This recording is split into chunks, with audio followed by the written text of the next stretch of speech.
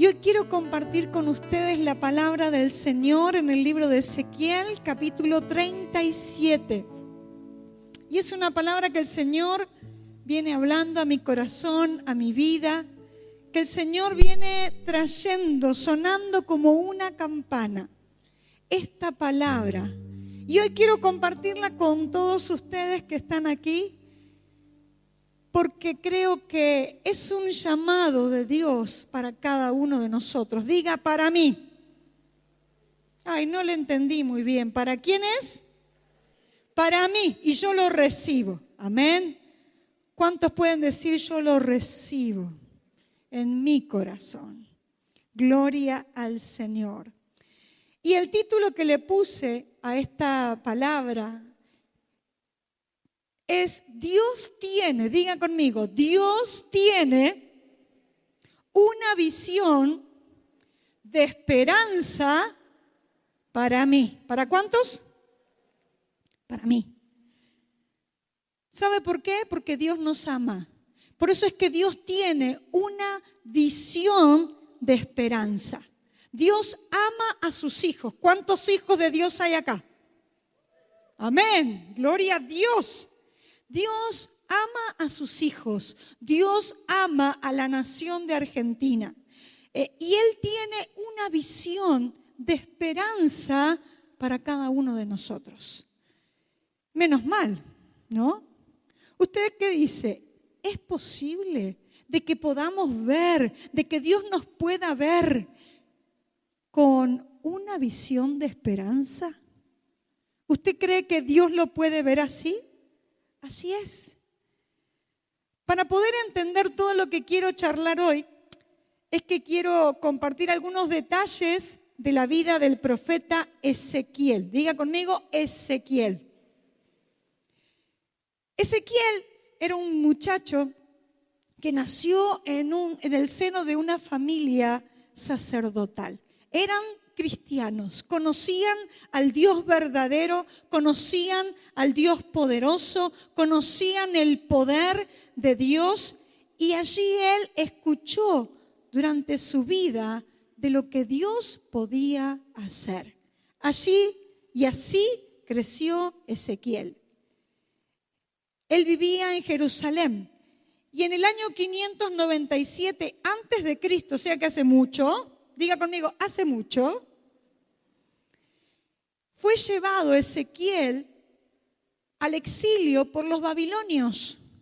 Él junto con el rey Joaquín de Judá, y escuchen bien, 10.000 ciudadanos más fueron exiliados. Los sacaron de su ciudad, del lugar donde vivía.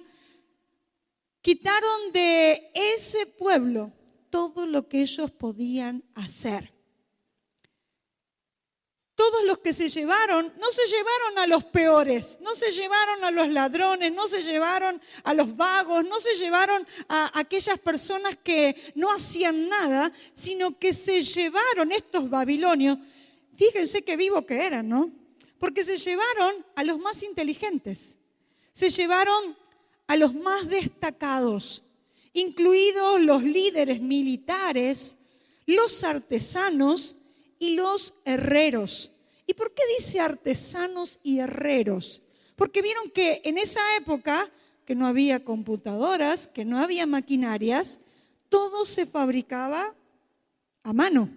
Entonces, los artesanos y los herreros era la gente más importante que podía trabajar y avanzar en esa época. Y allí vivió este muchacho, Ezequiel, con los otros judíos que estaban exiliados en un asentamiento que se llamaba Tel Aviv, cerca del río Quebar. Él estuvo casado, pero su esposa falleció, ella murió. Él vivía en su casa propia, esto era muy importante para la época, porque fíjense que no estaban en su tierra, sino que en otra tierra él ya había podido tener su casa propia. ¿Cuántos anhelamos la casa propia? Dios también nos va a dar una casa propia. Amén. Y en esa casa donde él vivía, dice que los ancianos de la comunidad buscaban a Ezequiel porque era el único que les hablaba de la palabra de Dios. Ellos querían escuchar una palabra de Dios.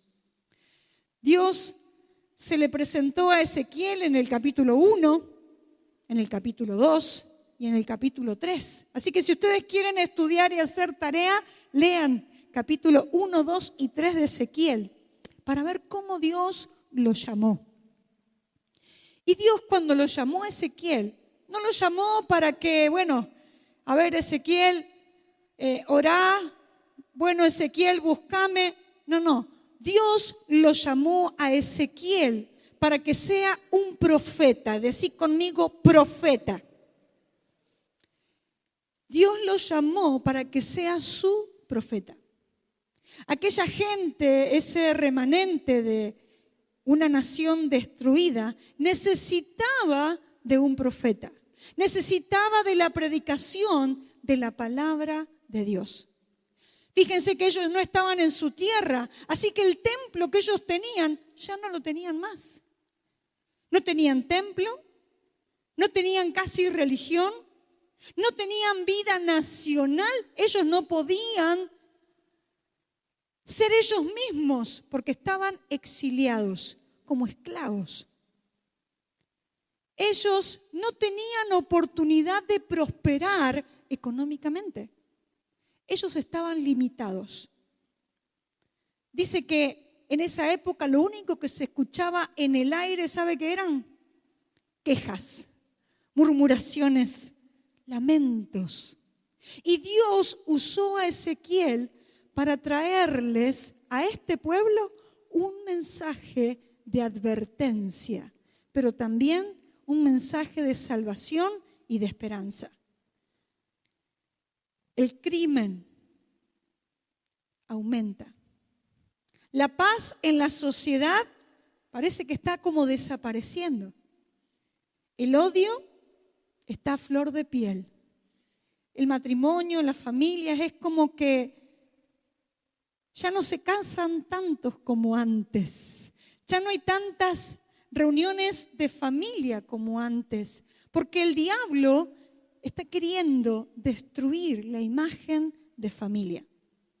Si vemos la educación, el concepto de los valores, los medios de comunicación, la economía, la salud, todo está en crisis. ¿Habrá remedio? ¿Hay esperanzas de que esto cambie? ¿Ustedes qué dicen? ¿Sí o no? Sí, hay esperanza. Pero ¿sabe qué? Muchas veces nosotros como pueblo de Dios dudamos de que Dios tenga un plan mejor para nosotros. Nosotros como pueblo de Dios necesitamos comprender la visión de esperanza que Dios tiene para mí. Diga para mí. Dios tiene algo mejor para mí. Pero el problema es que yo muchas veces me olvido que le tengo que creer a Dios en lugar de creer en todo lo que escucho. En el libro de Ezequiel, capítulo 37, quiero que podamos ir leyendo la palabra del Señor.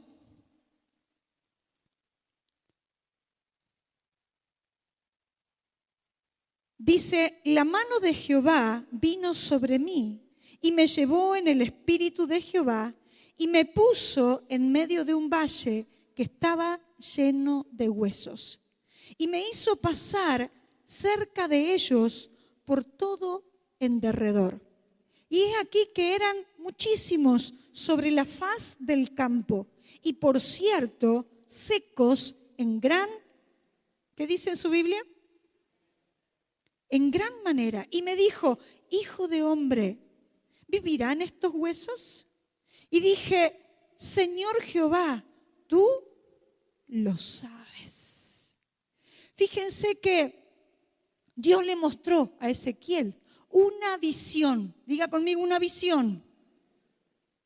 Pero esta visión no no era una visión tan hermosa.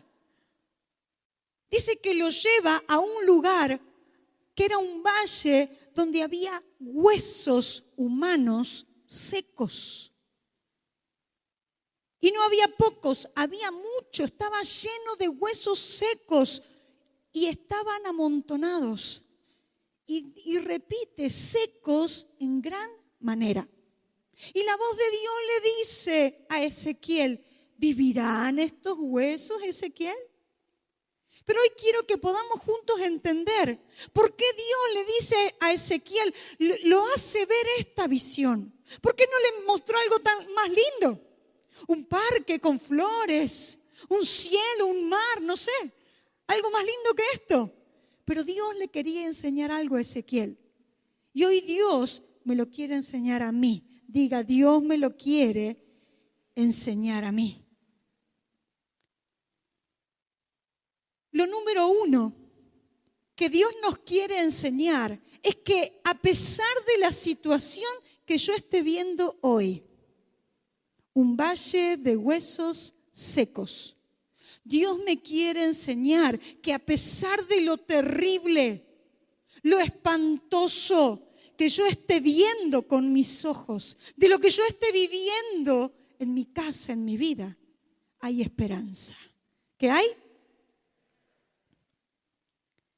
La visión ocurre en un lugar, en una llanura, que le recuerda a Ezequiel lo que había quedado o lo que hay en un campo de batalla.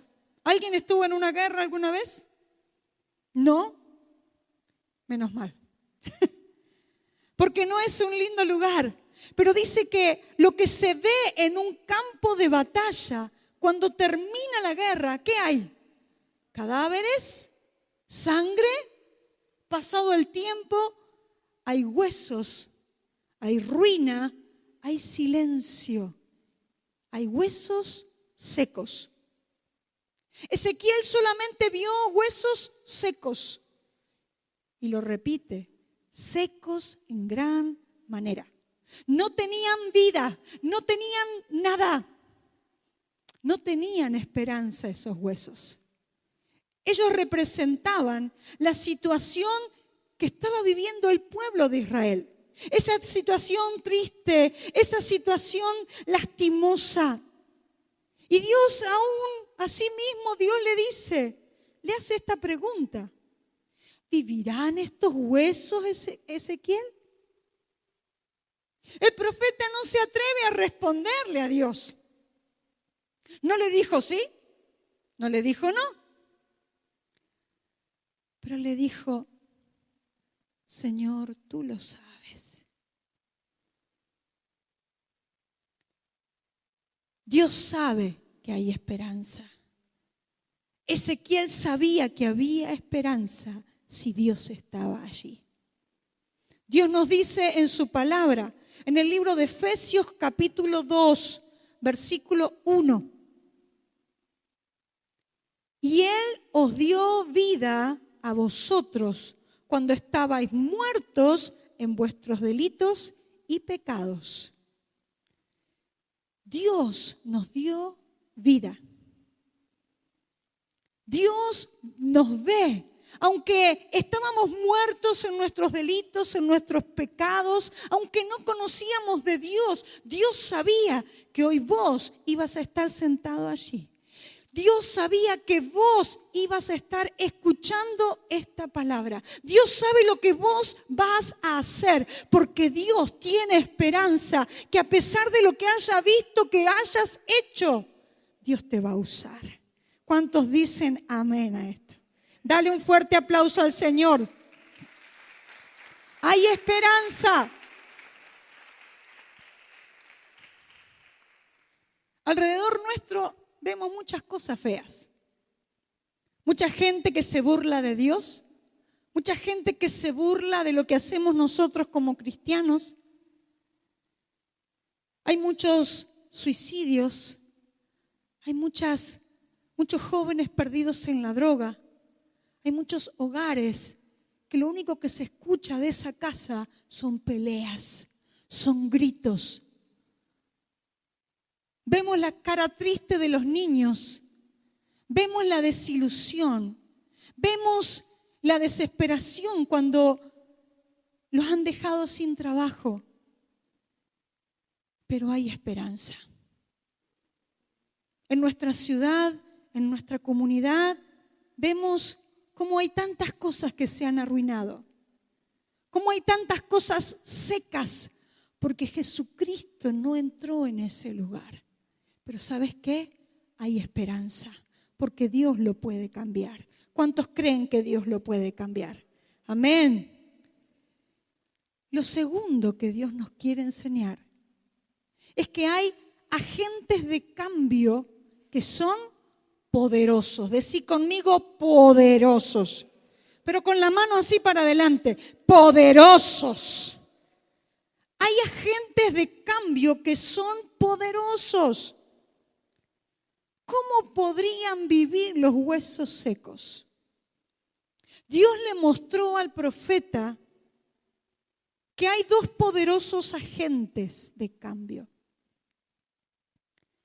Uno es la palabra predicada. En el versículo 3 dice, y me dijo, hijo de hombre, ¿vivirán estos huesos? Y Dios le dijo, profetiza sobre estos huesos y diles, huesos secos, oíd palabra de Jehová.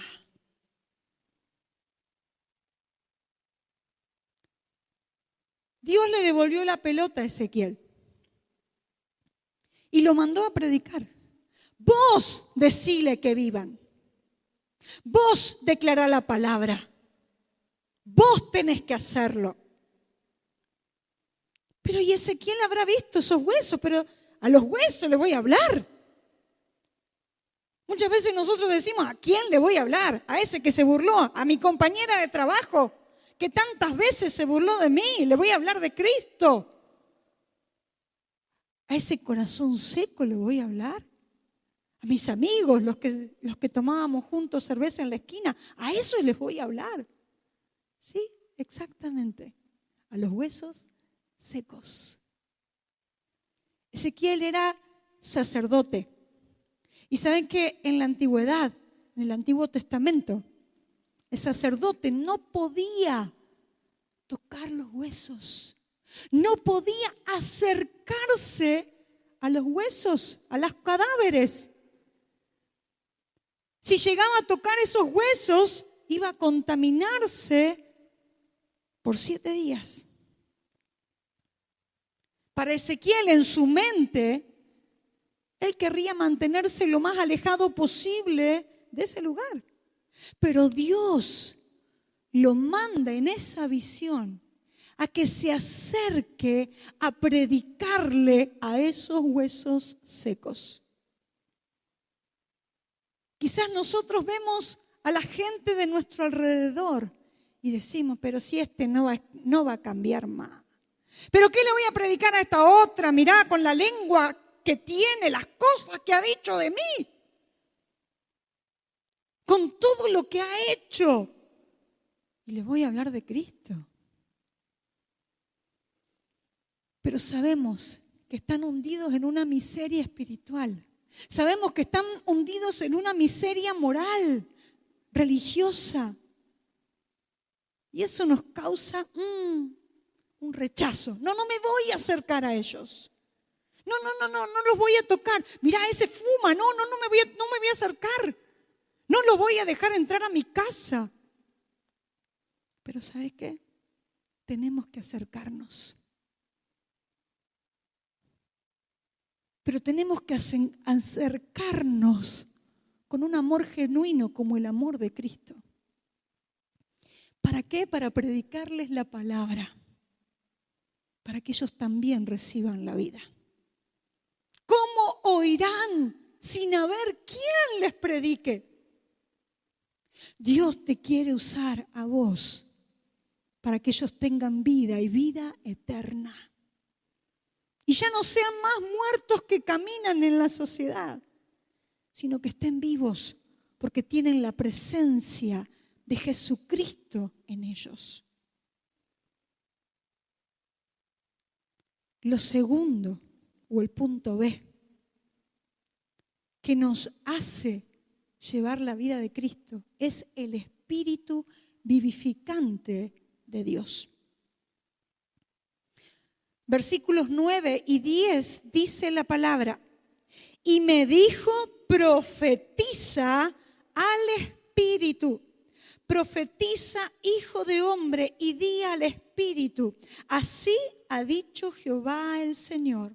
Espíritu, ven de los 4 vientos y sopla sobre estos muertos y vivirán.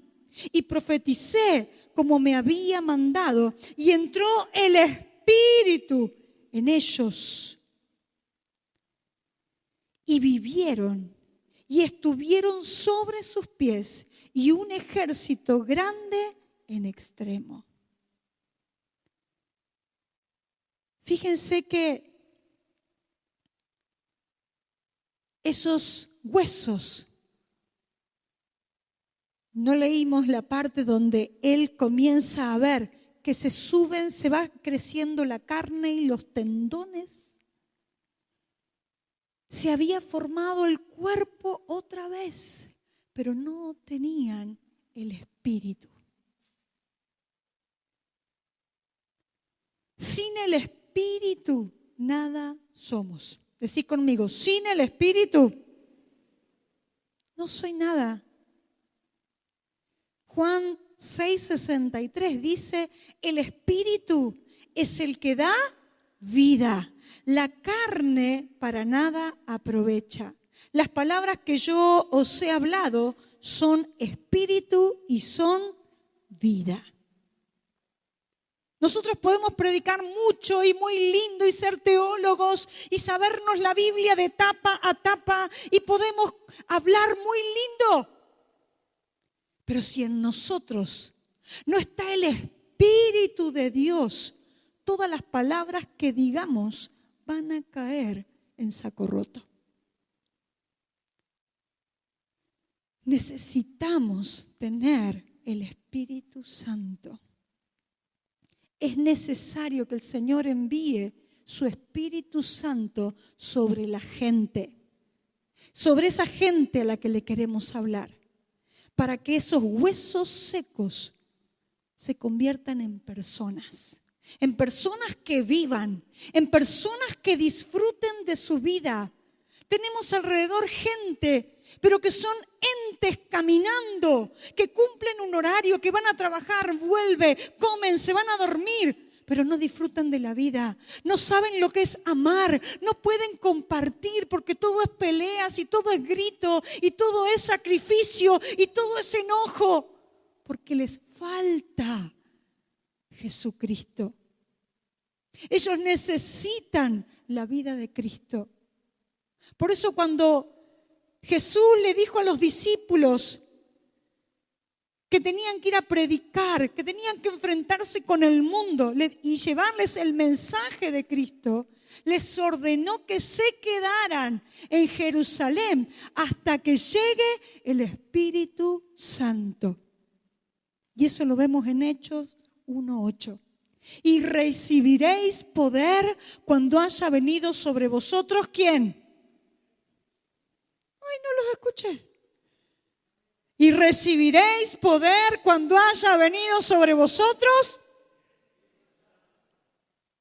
Y me seréis testigos en Jerusalén, en Judea, en Samaria y hasta lo último de la tierra.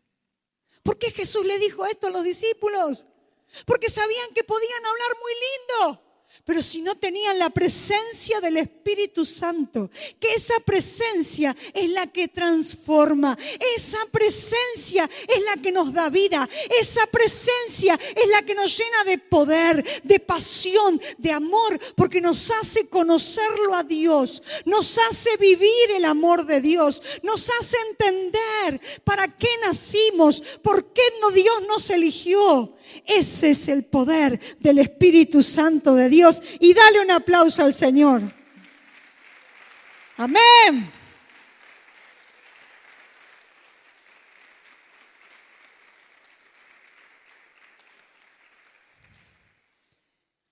Lo tercero es que Dios puede hacer renacer una nación.